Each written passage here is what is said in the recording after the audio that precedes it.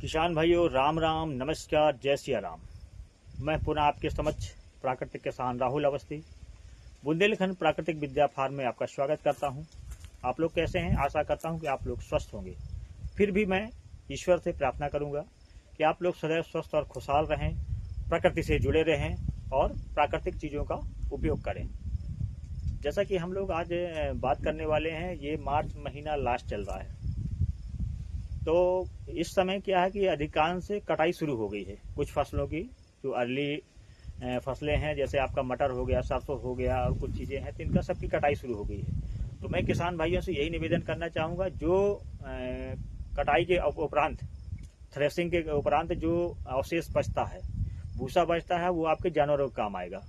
जानवर के अलावा जो डंठल बचते हैं, आप लोग उसको जला देते हैं। तो हम हाथ जोड़ के मेरा निवेदन है, आपको उसको जलाना नहीं है। उसको आप आच्छादन के रूप में प्रयोग कर सकते हो, या तो उसको मिट्टी में या गड्ढे में दबा दें तो बेहतरीन उसकी खाद तैयार हो जाएगी, या तो आप जो है एक लेयर उसके डंठल के डाल दीजिए, एक लेयर ऊपर से आप गोबर की डाल दीजिए, फिर इसके बाद गोबर के ऊपर आप फिर जो है डंठल डाल दीजिए, फिर गोबर डाल दीजिए, बेहतरीन आपकी खाद तैयार होगी। डंठल आपके जो है तैयार हो जाएगी खाद के रूप में। तो उसको अवशेष को आपको जलाना नहीं है। जो हमारे यहाँ जो प्राकृतिक रूप से देख रहे होंगे, ये जो पत्तियां पड़ी हुई हैं, डंठल पड़े हुए हैं, ये अवशेष यहीं गल के सड़ जाते हैं। बेहतरीन ये खाद देते हैं, हम लोग जलाते नहीं हैं भाई। हमें भी ये होता है कि इसको इतना सारा पत्ते पड़े हुए हैं, लकड़ी पड़ी हुई है, इसको हम जला दें। तो जलाने से क्या होता है कि जो जमीन के सूक्ष्म जीव रहते हैं, माइक्रो ऑर्गेनिज्म, वो खत्म हो जाते हैं। तो सूक्ष्म जीवों को अगर आप खत्म करते हैं, जो लाभदायक सूक्ष्म जीव रहते हैं, तो वो जमीन को जो उपजाऊ बनाते हैं, और जो आप खाद डालते हैं उसको क्रियाशील बनाते हैं, एक्टिव करते हैं, वो आपके खत्म हो जाएंगे। तो जमीन आपकी कठोर हो जाएगी, बंजर हो जाएगी। तो हमें अपने अवशेषों को जलाना नहीं है, जमीन को तापित नहीं करना।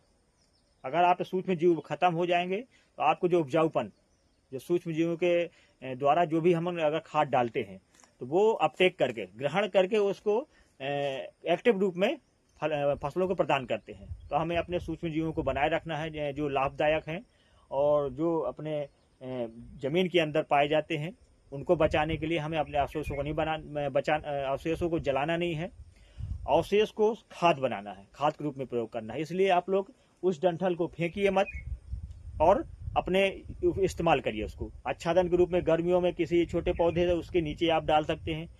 इससे आपका जैसे आप मल्चिंग करते हैं, एक प्रकार से ये मल्चिंग की प्रक्रिया हो जाएगी। तो मल्चिंग के रूप में आप प्रयोग कर सकते हैं। तो हमारा एक यही निवेदन है, इस समय कटाई जोरों पे चल रही है, तो हमें फसल अवशेष को जलाना नहीं है, बल्कि उसका हमें उपयोग करना है। फसल, हमें जो जमीन से फसल मिलती है उसको जमीन में ही देना है, उसको जलाना नहीं है, और खाद के रूप में बेहतरीन जो है इस्तेमाल करना है। तो मैं एक संदेश के माध्यम में आप लोगों से यही निवेदन करना चाहूँ, सभी किसान भाइयों से, उस फसल अवशेष को जलाओ मत, हमारे सूक्ष्म जीवों को मारो मत। तो किसान भाइयों, मेरा निवेदन है, और आपको ये मैसेज कैसा लगा जरूर बताइएगा। जय श्री राम।